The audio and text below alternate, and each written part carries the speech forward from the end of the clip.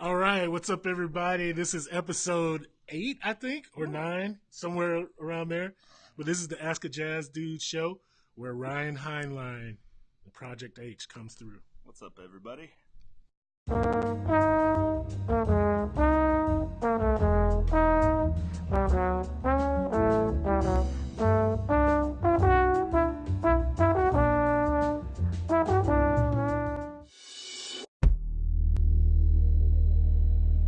Ask a Jazz Dude. No, no, no, no, no, no. Let's start the show. All right, what's up, everybody? We are not canceled. We're still here. The Ask a Jazz Dude show. My guest, Ryan Heinlein, great trombonist, arranger, composer, educator.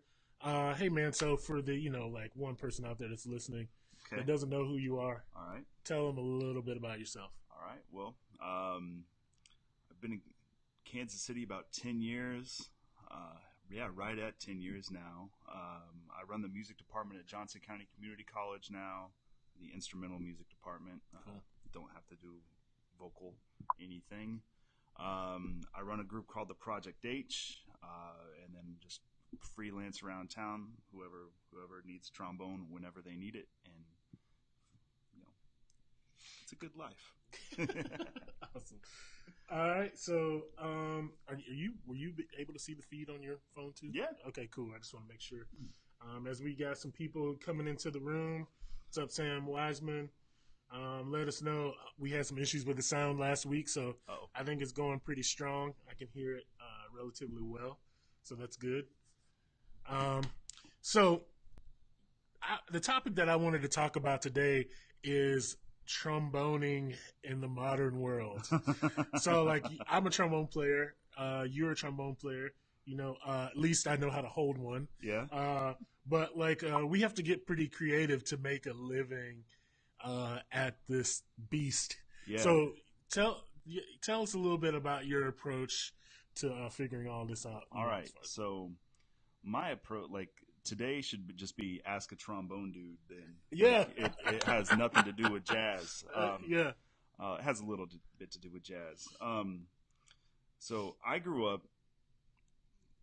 I didn't really get into jazz until later in college. Right. I grew up listening to what my parents and what my brother and sister listened to. So I listened to pop music. My parents loved old R&B and soul and funk and classic rock. So I grew up with Chicago and Tower of Power. That's what I knew when I heard horns. Right. And so in the mid 90s, you're a trombone player and you want to be a rock star. What do? You join a ska band. So I played in a ska band for 10 years. And that actually really kind of shaped my mentality as far as freelancing later in life. Okay. Where you've got to be able to do everything. When I moved to town, I was lucky enough to start playing with a big band, but I would take salsa band gigs. I would take reggae and ska gigs. I would play with hip hop bands. I played with a Jewish wedding band, like a klezmer band. That's the hardest gig in the world, by the way. Chops. Oh man, chops. yeah. So what I learned is, even before I was like, okay, I'm going to be a tromboner. Oh my gosh, trombonist for the rest of my life, and that's what I'm going to do, and that's how I'm going to, make my main source of my income. Was you've got to be able to do everything, because as far as jazz trombone, while we may think it's great, not getting a whole lot of restaurant gigs and things like that, and working 5 or 6 nights a week, you get to play in big bands, which big bands are great, but you don't get paid a whole lot when you got to split it 17 to 20 ways. Hopefully I can change that, by the way. Yeah, I'm working on it. I'm counting on you, my friend. So I think you just have to learn how to be as versatile as possible, learn how to read music really well, and be able to play different styles really well. Right. And that's still something that I'm working on today, really digging into specific styles. Okay, it's one thing to be able to read music, but then to you've got to do your homework and listen to the different articulations and different sounds. You can't go play It is, Bill. Yes. And Thank you. he can say tromboner because we don't have to worry about FCC, right, Yeah. Bill? It's like trumpeter. Yeah. So it's trumpet. Yeah. It's yeah. Anyway, sorry. Off to a great start already. No, I think being able to read music is one thing, but just really digging into the style and listening to the style that you're playing and listen to the other people that play and figure out how to, I mean, for lack of a better term, impersonate their sound. It's like it's just learning different dialects. Oh, awesome. Yeah, I use that analogy all the time when I'm talking about future jazz. So what's up? Speaking of tromboners, Dave Cooper's in the house. Oh, good. What up, Dave? Yeah, guys, let me know who's all watching. Leave a comment because I actually can't see all the people who join. It only shows me certain people. So just say what's up, say where you're watching from. If you have a question for myself or Ryan, just leave it in the comments and we'll try to get to it. And I'll get to it afterwards too, even if we don't get to the comment. Like I'll go back and watch this or look at the comments, and I'll keep answering stuff. It's fun. Yeah, it'd be great if you guys would also share this feed because that just helps. It helps it be a better show for you guys. The more interaction we have, more people we have watching, the more interesting things can get. So just start to leave some comments and share, please. So you talked about being versatile as a musician. The second episode, I interviewed Lamar Harris, which is also another trombone player in St. Louis, and we talked about versatility. And he's like a trombonist and a DJ. Oh yeah. So it's like interesting, and he incorporates like live improvisation with his DJ stuff. So talk about a little bit. You mentioned about like having skills as certain as like sight reading and being able to read and know various styles. Do you think that's been like not stressed so much in like jazz education programs, or is it like are they more focused on like strictly jazz and not like commercial music? I think if jazz education was a book that like I think it's being covered, but I think it's like chapter 14. Mm-hmm. Chapter 13. Wait, is that the bankruptcy one? Yeah. Okay. Whoops. Oh my god. I didn't even mean that. Yeah. I think it's something that they like it's something that they cover at the end, like, oh yeah, by the way, learn to play funk, so articulate this way, or hey, learn to play Latin music, so you got to do this instead of this. It's just sort of an oh by the way thing.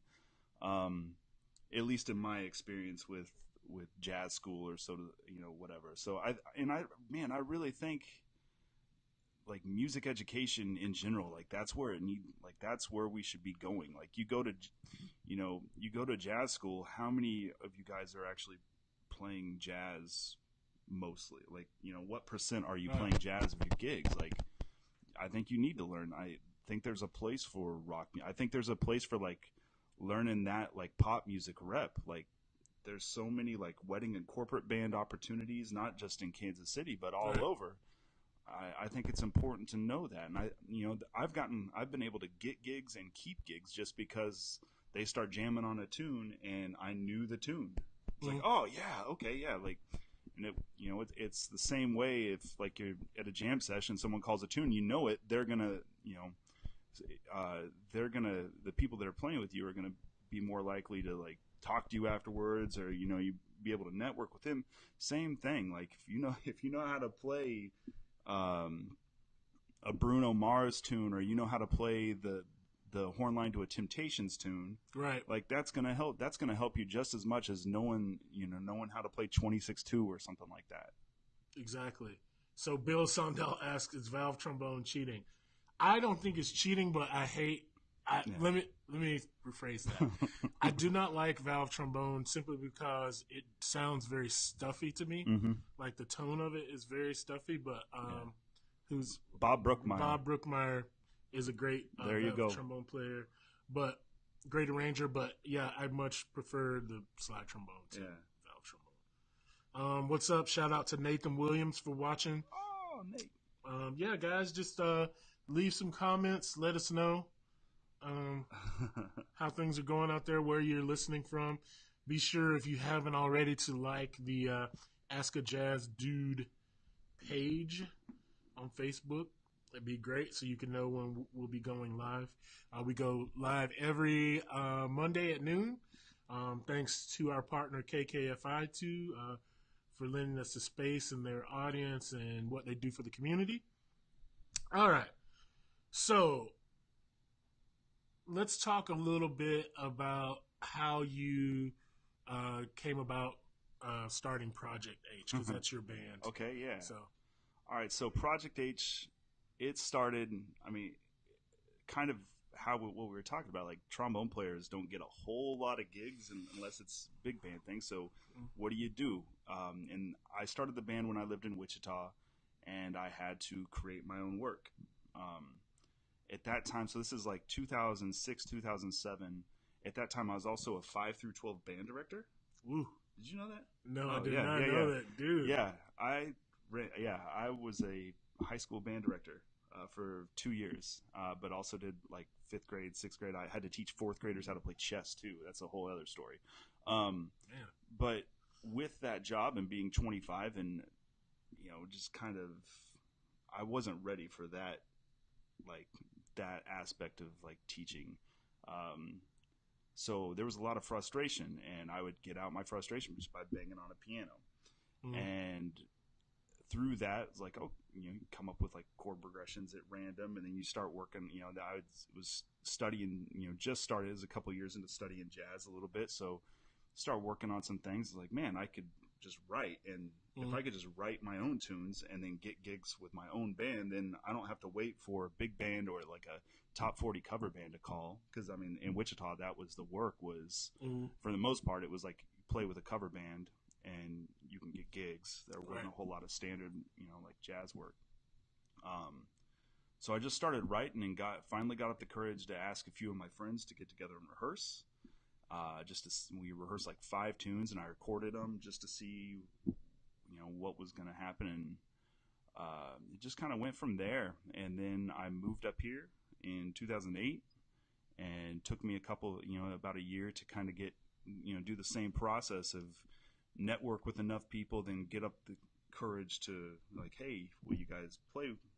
It's one thing, like, will you play in my band? And like, well, what's your band? Like, who are you? Right. But it's another thing to compose and create something, because it's part, like, to me, composing is very personal. So it's part of me. It's part of my soul. Right. And so to share that with someone, with other musicians, that was a big step. And then getting in front of people, that was another, sharing it with the public, so to speak, that was another big step. Yeah, that's so tough to do, especially when you're starting out, because it's your music is very personal. And it's like, man, like, you just want people to like it, and like people not to talk bad about it or whatever. So like, yeah, that's cool, man. So started out in Wichita, taught band, which I didn't know, and that's crazy. Yeah, guys. So I'll leave some questions for Ryan here. Please. I don't want to ask all the questions. I don't really have. I'm not a man of substance, so I don't have very much to talk about. I'm a man of substance too. In the liquid form. Yes. Yeah. So Project H got started. I think, man, like, I really admire what you're doing, because I think that the bands that are going to, or the music that's going to catch on and build more of a following, it's just going to take time, but actual bands, like in jazz, we'll say jazz, there's like no real bands, man. It's like, okay, like, let's play this trio gig at a restaurant, and there might be like different guys there, every week. It's freelancers coming together, which there's nothing wrong with that. But like, I think that comes from my background playing in like a ska band. I learned sort of that, that rock musician mentality of how you build not just build an ensemble, but you build a following. And, I think that's where I get a lot of my mentality for my group that way is, we're going to be a band. And so now, it took a while just finding the right people, or, people move on and whatever. but then you start to write for specific people, and it's like being a basketball coach. If you know everyone's strengths and weaknesses, you can exploit the strengths and try and hide the weaknesses. Yeah, it's great. It's perfect. Like, Yeah. so I think that's going to be a good thing, and with the band, that you can actually rehearse. It's just the challenge is like building the following, Yeah. but also generating enough work, Mm-hmm. because jazz musicians for the most part are very freelance, and it's like Yeah. they have to pay rent and bills. So Yeah. like if there's no gigs coming in, like a lot of people are not really loyal to what you're doing. So it's like it's and I understand it's tough to invest in something that even if you're just playing once a month, it's like, okay, well that's $100 for this. There's my phone bill. Yeah. And now I've got to take care of everything else. So yeah, I think the more you can work and the more quality. I think it's quality gigs too. Rather than quantity of gigs. I mean, we could go play, rock clubs in town and play a jazz, one or two jazz club gigs a month or whatever. But if the money isn't coming in, it's tough to get the freelance guys to invest. Right. And that can be frustrating at times, but I'm the one that signed up to do it. So yeah, you go with it, and you learn to roll with the punches. And lucky enough now where we've been around long enough that I've kind of got a depth chart of like, okay, if this guy can't make it, I know I can call these guys because they know the book. I'm not going to have to get in and do a bunch of rehearsals right. to get everyone up to speed. Yeah, man. That's this is a task. We're insane for doing this like music thing. But yeah, man, I really just think that the music that you do is really great. It's really composed really well. It's definitely got like a vibe to it. I was at your show, The Black Dolphin. I was just, man, like I had one of the best times. It was one of the best shows I've seen in the city for a while. And I think composing is, it's no different than practicing your instrument. Like you get better at with time. And like one of the things that I've really tried to focus on is trying to get more with less, and not over composing. Like if you listen to the first couple, everyone, man, I overwrite so much. With the new record that's coming out, I really tried to focus in on because that's been one of my strengths is writing like counter melodies. I've always gotten compliments on like writing counter melodies, but really it's just me like, oh, there's silence, got to have something going on. So you just you try and fill everything. And actually, I remember Richard telling me when I first started writing, like I wrote this tune out, and he was playing. He's like, man, there's too many notes in this. It's like you got to like settle down. I was like, and he was like 18 at the time, so having an 18-year-old wonder can tell you that, it's like, okay, well, and so that stuck with me though. It's like, okay, how can I write less here or have less going on, but have the same substance and same vibe that I'm going for, and that it's a challenge, but with time it gets better. Yeah, that's true. What's up to Steve Lambert tuning in? Steve is a great tenor saxophonist. Barry sax, flute. Yeah, he plays everything. He plays everything and plays the snot out of it. Steve plays the Green Lady's got a quartet, and then he was also has a big band, 627 big band, right? Mm-hmm. So thank you for tuning in. Bill asks, Ryan, for you, what is the best thing about making music? Man, it's therapy for me. That's the best thing, is just getting stuff off my chest. Yeah. Whether that be through playing or through writing.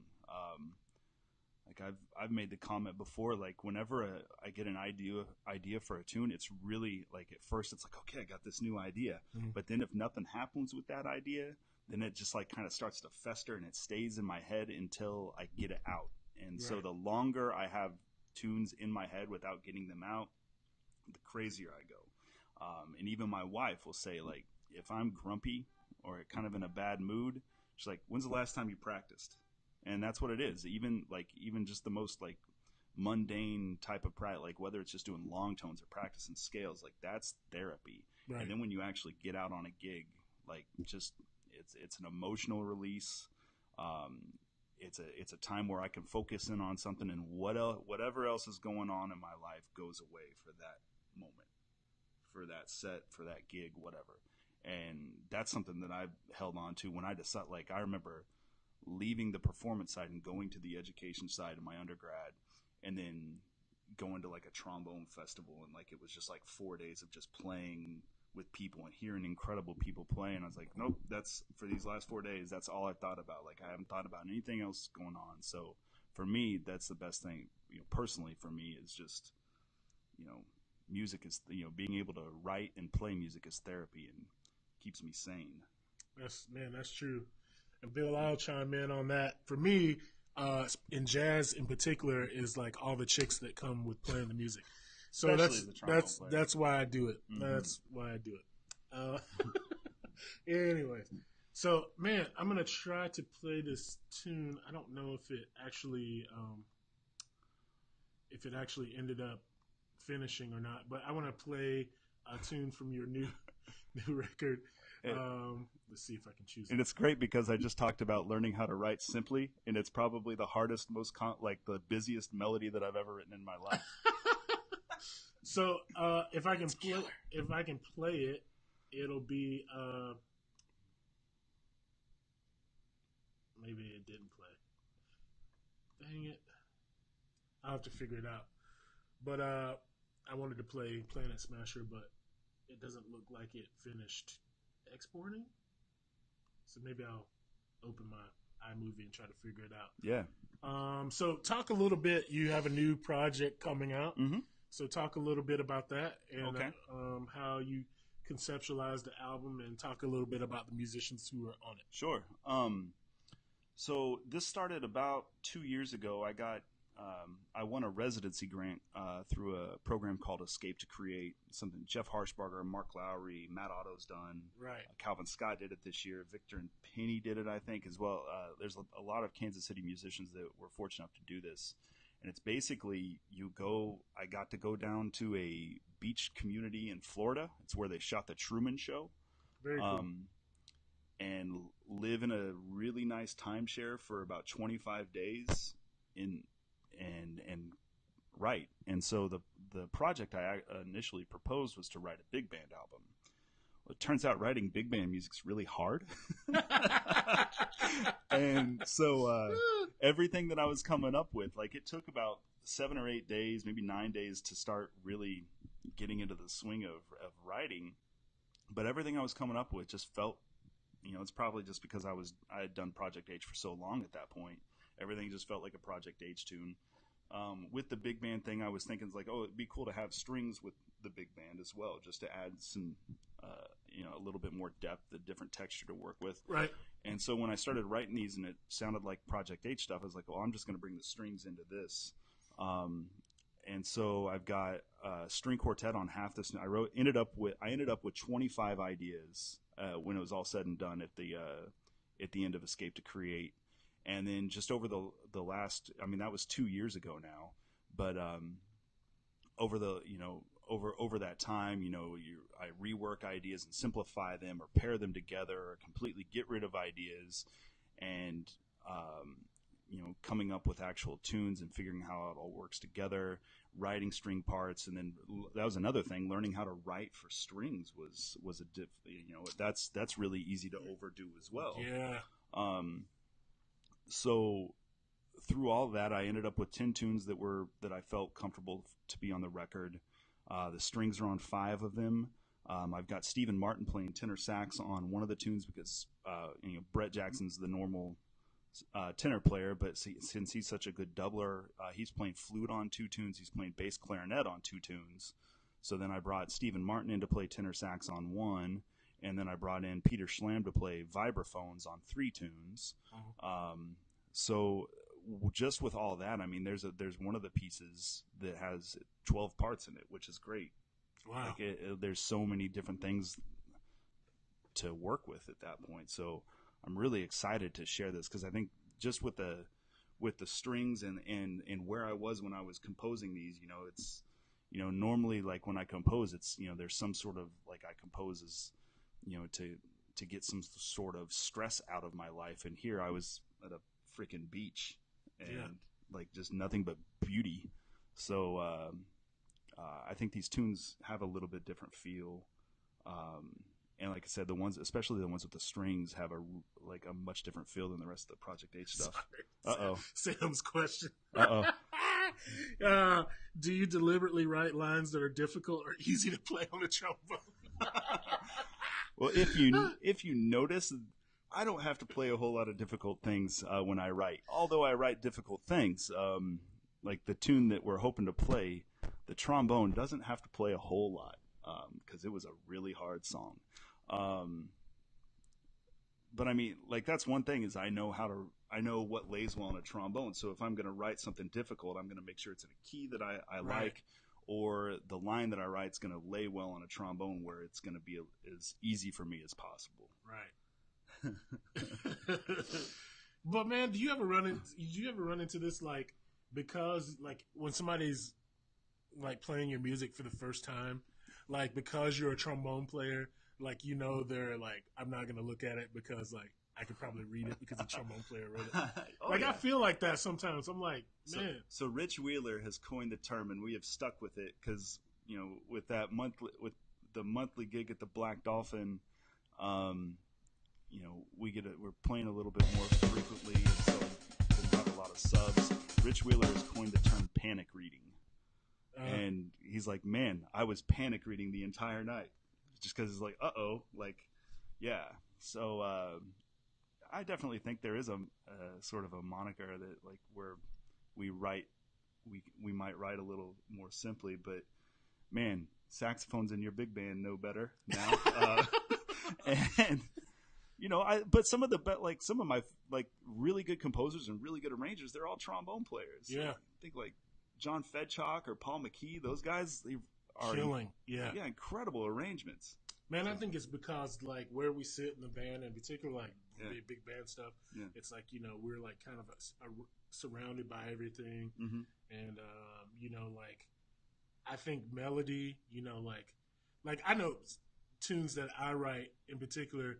Like a lot of times, I'll imagine like someone singing them, and I want like an average person in the audience to be able to walk away like singing the melody, like So, I think that's like we have strength in like melody and then like in a supportive role because we're usually supporting. Yeah. And most melodies that are more simplistic are, easier to hear or recognize. So, all right. I think I got it. Okay. Hold on. All right. Oh, Pete Carroll just says you definitely write difficult trumpet parts. Thanks. What up, Pete? Yeah. Pete Carroll's a great trumpet player. Used to play for Al Green. Yeah. Great dude too. Okay, we'll answer Paul's question, and then we're gonna play Planet Smasher because I think I have it figured out. Okay. All right. So, guys, if you're just tuning in, see, I'm about to get like super pro on you. We have our guest here, Ryan Heinlein. Gonna do a CNN style. Bam. Oh my gosh. Woo. All right. So, So Paul asks, when you come up with song ideas, do you find your ideas fitting your group from the get-go, or do you have to adjust them to work with your group? Sometimes that's a great question. Sometimes I have to adjust. I mean, obviously there are some where I come up with like perfect, like it'll come together really quick. But there is some adjustment. I try not to force too much, and that goes for every aspect of composing. Like if it feels forced, it doesn't feel honest to me. I totally agree with that, man. So, I mean, there are parts where it's like some tunes I just write and it's like, okay, this sounds great with just trombone and trumpet, or it sounds good with trombone or tenor and trumpet, or flute and guitar. Like that sounds really good. So, it's that initial pairing that's like, well, crap, like, do I want that guy, I want the guy that's not playing to go get a beer, or do I want him to play just a little bit? And so I try and find something, a lot of times some sort of counter line, like Planet Smash is a perfect example. Like that melody, I was like, no way trombone's playing, not at least not me. Maybe, Elliot Mason or Michael B, one of those guys could play it, but I'm not playing that. And then it just felt right to have sax and guitar play it. And then when I brought Peter on, I was like, okay, this has got Peter Shredfest all over it. So that left it as like, okay, well, there's not a whole lot for trombone and trumpet to do. So I gave us sort of the bridge of the, what would be the bridge of the melody. And, it's really quick. So I gave us some sort of little fanfare-ish thing to do. And that was it. And we struggle enough playing that little bit. So, but yeah, I don't try and I try not to force things too much, but yeah, it's good, man. I think, for me, it's like, I pretty much, and which I think you are really good at too, is like, I think as a composer, like, I'm really not trying to like, I'm just very self-aware of like my sound and my concept. Yeah. So like, I think it just like, no matter who the group is playing it, it's like, it's your sound. Yeah. So like, I think you definitely have a sound. Yeah. And I think that's what makes your music. It's the concept is really clear. Yeah. And like with the Brass and Bougie stuff, like that was the first time where like some of those charts, like I had solos in mind for specific people, and that's like, that's a cool thing to like start to think about. Oh, like this person would sound great over, absolutely this. But I think, just being self-aware really helps more so than writing for the people, I think. Yeah. So, all right. So we're going to play Planet Smasher now. And this is Ryan Heinlein, if you're just tuning in. His group is called Project H, and hopefully Planet Smasher plays. Here we go.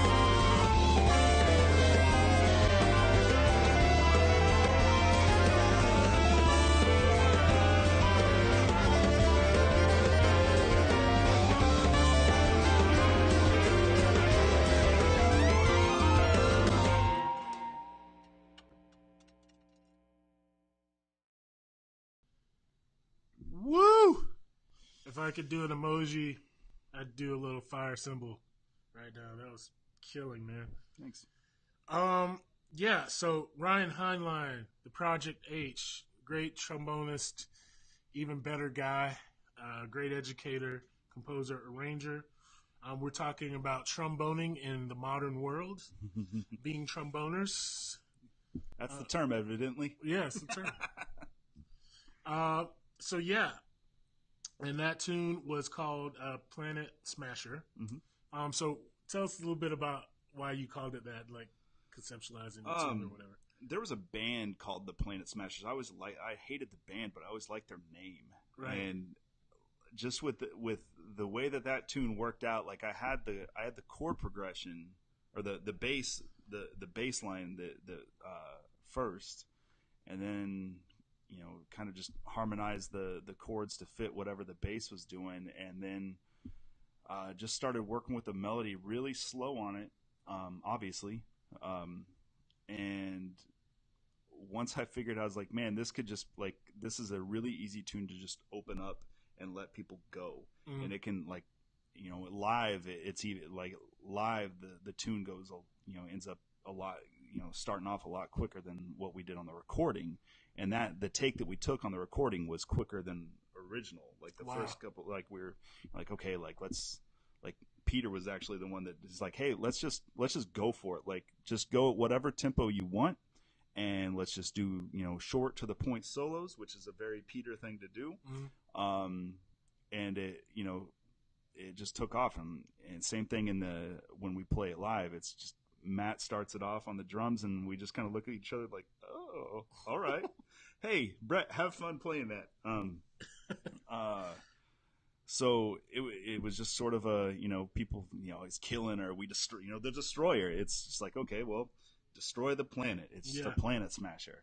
Nice. Yeah. Yeah, Peter can play any tempo. Yeah. Like, doesn't matter. It's disgusting. Yeah, so tell us when.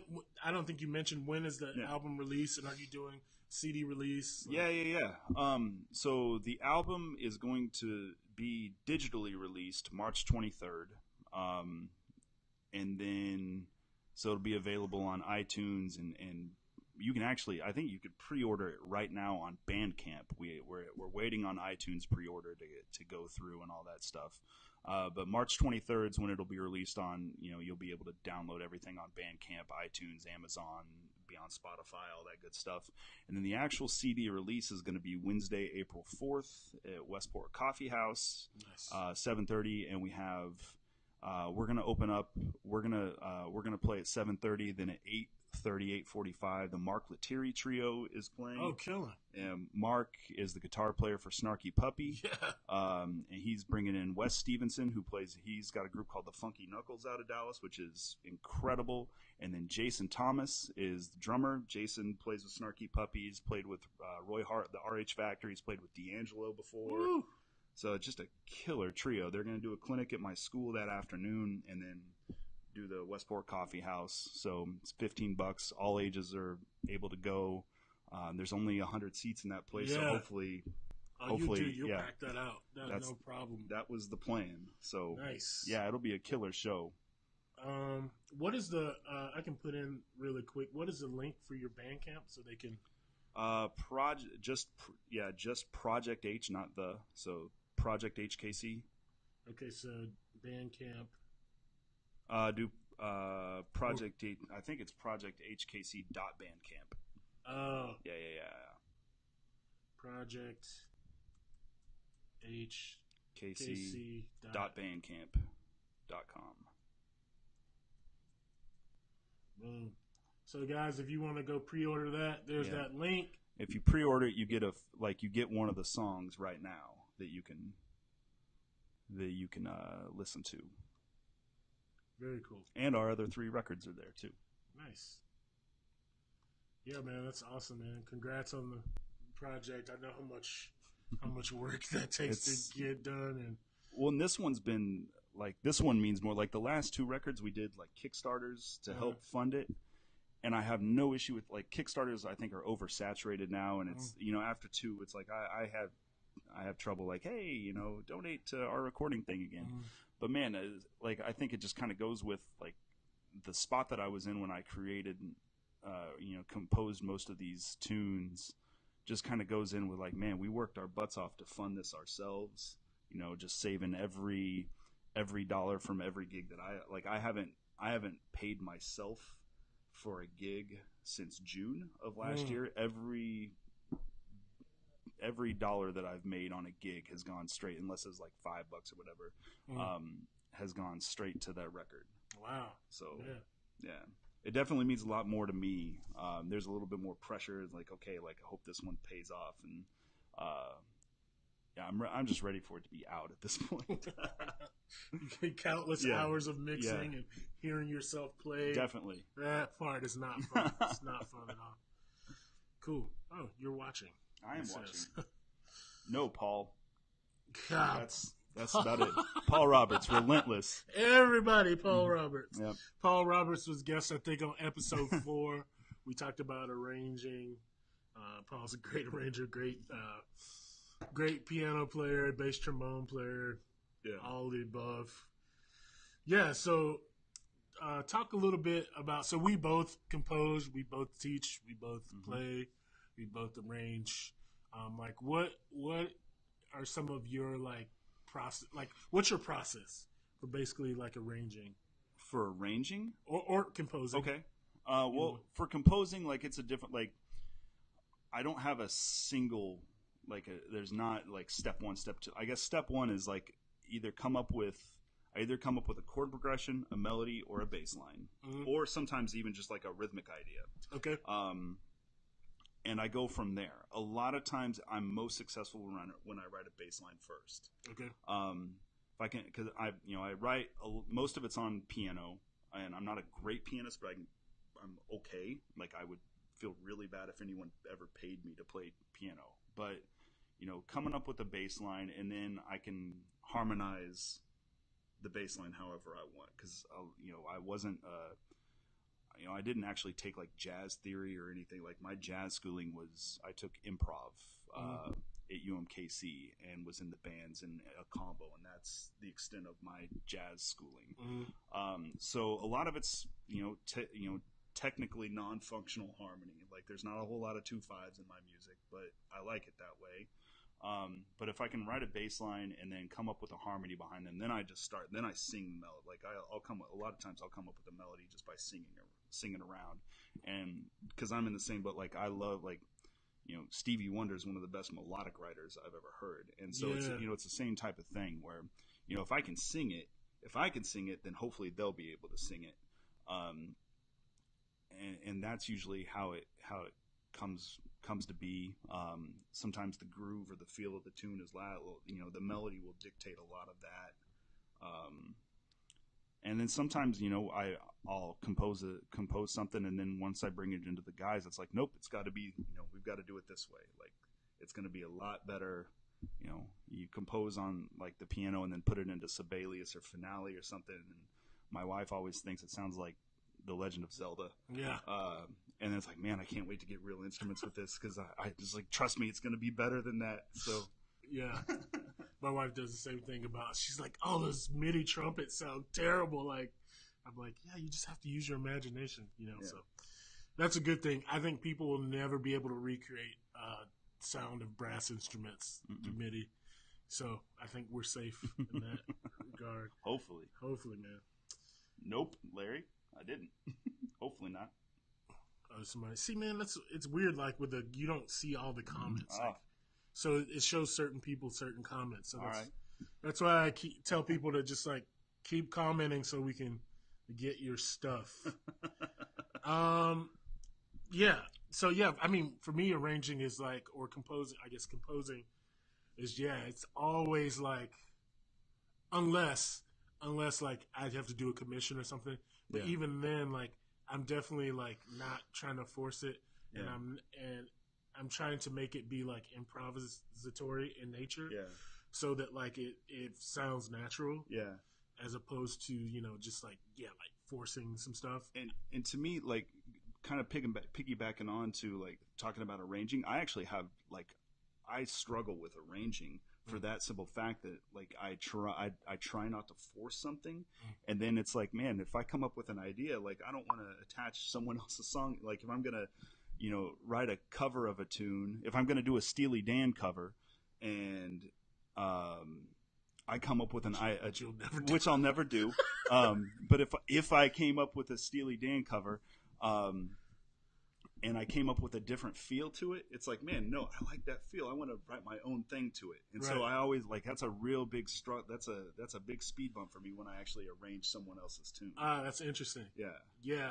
Man, I'm weird. I'm weird in the fact that like, I don't know. I think like because of my competitive nature and my like, I don't know, like I just like really believe in anything. Like I'm like, if I have an idea, I feel like it's strong enough to like, like not be contested. Okay. Which the person might be like, this sucks, but like, I'm like, I don't care. It's like, man, I just truly like, it's going to be strong with it. Like I have a strong idea. Cause it's like, man, like when I arrange for people sometimes, it's like, I don't typically work with people that are like, okay, you need to do this, this, and this. Yeah. Because it's like, man, it just takes the fun out of it for me. Yeah.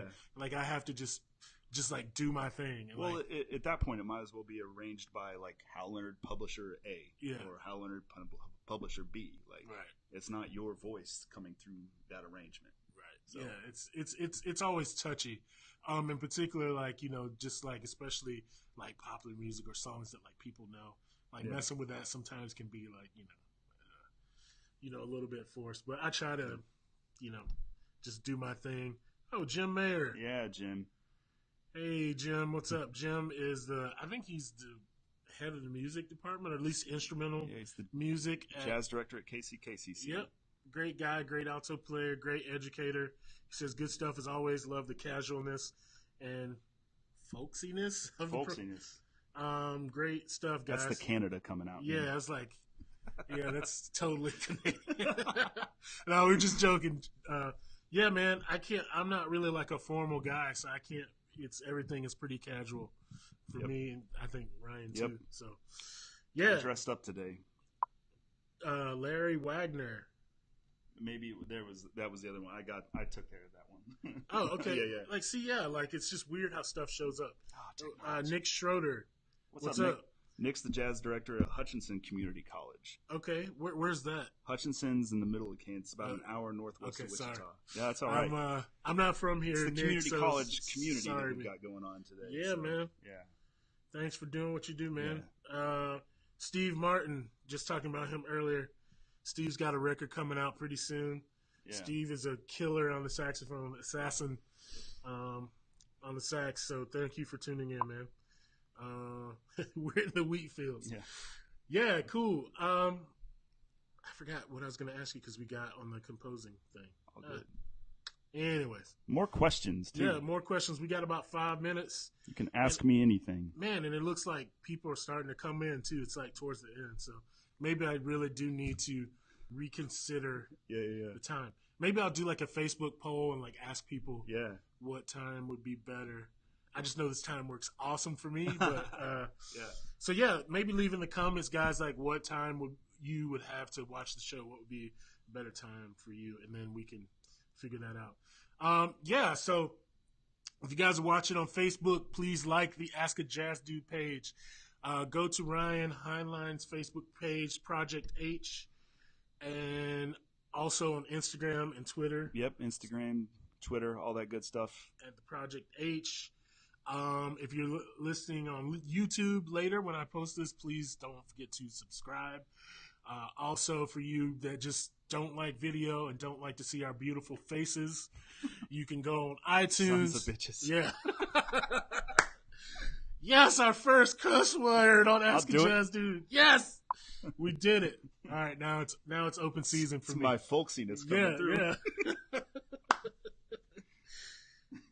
Oh yeah, Sam goes not weekdays 1 to 3. Yeah, of course not, Sam. We wouldn't do you like that. Yeah. Sam has a show called Jazz in the Afternoon here at KKFI. which he will not be doing today. The show is still going on, so make sure you guys tune in at kkfi.org. You can listen to that online as well. So all you people that like audio, you search for Ask a Jazz Dude podcast on iTunes, or there's a great app called Anchor that you guys should check out. It's literally, man, Anchor is so cool. It's like you could do basically a podcast from your phone with the touch of a button. Oh, nice. It's like, so basically, like, all I have to do is take the audio from this, or I could literally have this phone going, press one button, records the show, you title it, and then you press stop, hit one more button, and it sends it to iTunes within an hour. Cool. Anchor. Anchor.fm, Ask a Jazz Dude. Just search it on Anchor, and you can find that, or either on iTunes. So, man, anything closing? I know you got the CD coming out. You got a show or anything you want to plug? We'll be at the Orion Room this Friday. The Project H will be. And say with the CD coming out, most of the stuff right now is Project H stuff. Playing a funk band, playing a salsa band. I got to get the video game band going again. Konami Code with Peter and Brian Stever and Andrew Stinson just play 80s and 90s video game music, which is you should involve Kadesh with that. That's why I talked to him a little bit about it. Dude, that's his whole video game animate I'm just not as out as being a nerd as he is. Yeah, so. He's like he's a cool nerdy guy though. So Orion Room this Friday, and then the album release April 4th in Kansas City. April 7th will be in Wichita at Central Standard Brewery. And that's about it. We do Black Dolphin second Saturday of every month. Very cool. And then some more stuff down the pipeline that I can't talk about yet until it's finalized. So, you heard it here first, the vagueness. Stay tuned. Yeah, stay tuned. All right, guys. So that's it for our show. Thank you for tuning in. We will be, who is here next week? Oh, I'm not sure who will be here next week because I will be in Costa Rica, but I'm trying to line up a guest to figure out how to do this. This is my guest, Margarita. Yeah. How are you? Me sitting at the bar. Ask a Jazz Dude how many he's had. All right. Anyways, guys, thank you for tuning in. Appreciate you spending time with us. Once again, this is Ryan Heinlein. This is Ask a Jazz Dude. My host, Marcus Lewis. Squad. Share this. Share this, please.